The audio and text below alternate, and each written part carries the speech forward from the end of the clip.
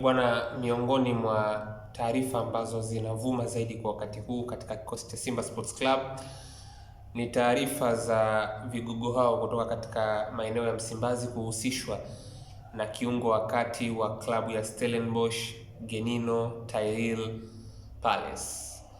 Genino Tyrell Palace, huyu ni kiungo wa kati. Taarifa zinadai ni pendekezo la mwalimu.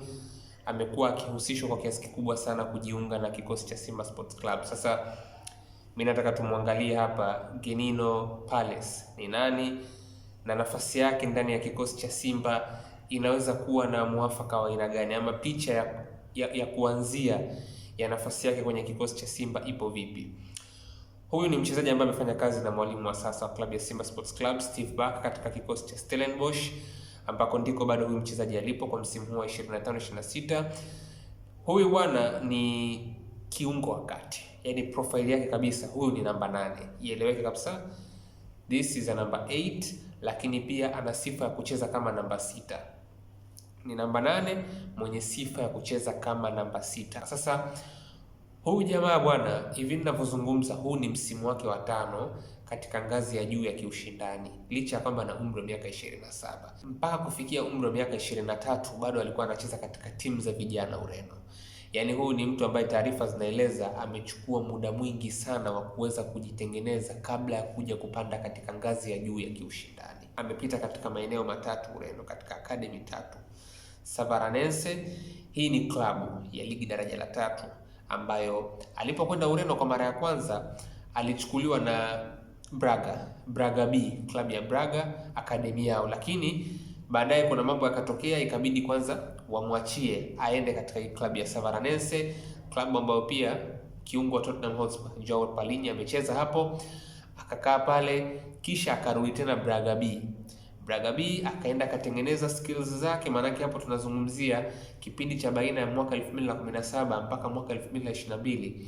Hii span ya miaka 6 yote ninayoizungumzia hapa, huyu jamaa alikuwa katika nchi ya Ureno akiwa anatengeneza ufundi wake, akiwa ana refine skills zake kama kiungo wa kati / kiungo wa chini. Nitakuja kuelezea mgawanyo hayo majukumu mara baada ya kucheza katika soka la juu la kiushindani, lakini kwa wakati huu tubaki hapo kwamba alikuwa anacheza katika level hiyo katika nchi ya Ureno, then akaenda katika akademi ya Academica. Kuna club pale Ureno inaitwa Academica.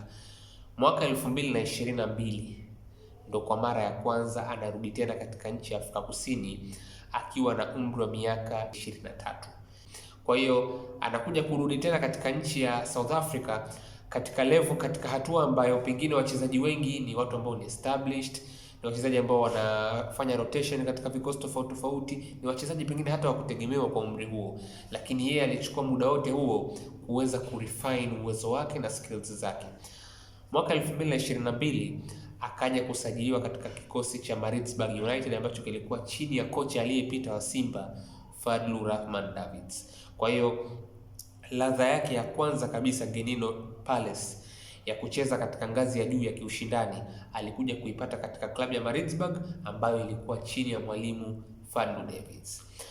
Aliporudi Afrika Kusini na kwenda kujiunga na klabu ya Maritzburg United akiwa katika mwaka wake wa kwanza katika soka la ngazi ya juu la kiushindani, alikuwa anatumika kama namba 6. Fadlu kuna muda alikuwa anatumia 4-2-3-1, mfumo ambao tulikuwa tumeuona hata akiwa na Simba msimu uliopita aliutumia sana predominantly, lakini kuna kipindi ambacho pia Fadlu alikuwa anakwenda na 4-1-4-1, kwa maana watu wanne, kizibo mmoja, wanne, mshambuliaji mmoja. Yule kizibo mmoja, ile namba 6 ile ilikuwa inashikiliwa na mtu anayeitwa Genino Palace. Huyu kiungo ambaye taarifa zinadai anahusishwa na Simba kama pendekezo la mwalimu Steve Barker. Alikuwa anacheza kama huyo namba 6 na alikuwa anatumika zaidi kama a deep lying playmaker. Ule ufundi ambao alitumia muda mwingi sana kuuandaa akiwa katika nchi ya Ureno ukaja ukasifika na kuonekana kwa kiasi kikubwa sana katika vyombo vya habari vya Afrika Kusini, kwa sababu ilikuwa mwaka wake wa kwanza anacheza katika ngazi ya juu ya soka la kiushindani. Macho yakawa ni mengi vipi kwake kutoka kwenye vyombo vya habari vya Afrika Kusini.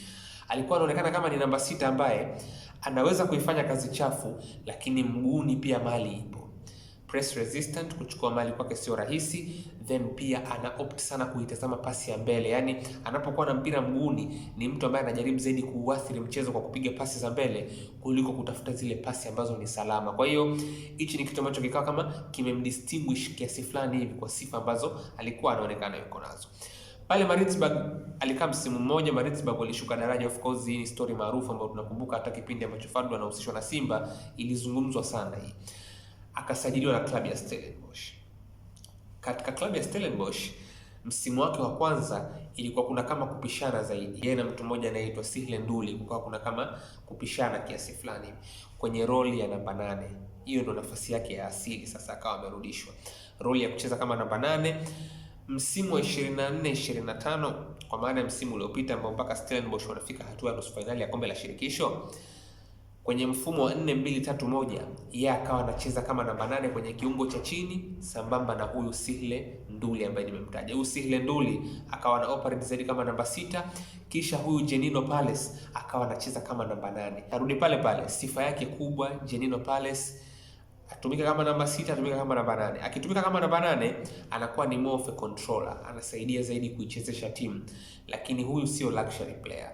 Timu ikipoteza mpira, huyu ni engine, anazuia vizuri, ana urefu wa futi 6, kuchukua mpira mguuni kwake sio rahisi, ni mtu ambaye anapambana sana kurecover na ni mzuri sana defensive. Kwa hiyo ni huyo mchezaji mwenye hiyo sifa, na miongoni mwa vitu ambavyo vinamfanya pia awe ni mchezaji ambaye ni mzuri sana kiulinzi, licha kwamba kiasili ni namba 8. Huyu kuna kipindi fulani huko Ureno ambako kumemtengeneza sana huyu mchezaji, alikuwa anacheza kama fullback wa kulia. Yaani alikuwa anacheza kama namba 2. Zipo occasions na hata alipokwenda kujiunga na klabu ya Maritzburg United akiwa chini ya Fadlu Davids, kuna nyakati chache sana ambazo aliwahi kucheza kama fullback wa kulia. Kwa hiyo huu uwezo wa kucheza kama fullback wa kulia umemtengeneza huyu mchezaji kama ni mtu ambaye anapotumika kama kiungo, timu inapopoteza mpira, Jenino Palace ana sifa na uwezo wa kuweza kukava eneo kubwa la uwanja pale ambapo timu yake inakuwa inapoteza mpira. Kwa hiyo kukava area kubwa ya uwanja sio shida zake Jenino Palace, na huo ndo wasifu na hizo ndo sifa zake. Namba 8 mwenye sifa ya kucheza kama namba 6, ufundi wa kutosha, nguvu ya kutosha, uwezo mzuri wa kuzuia eneo kubwa la uwanja.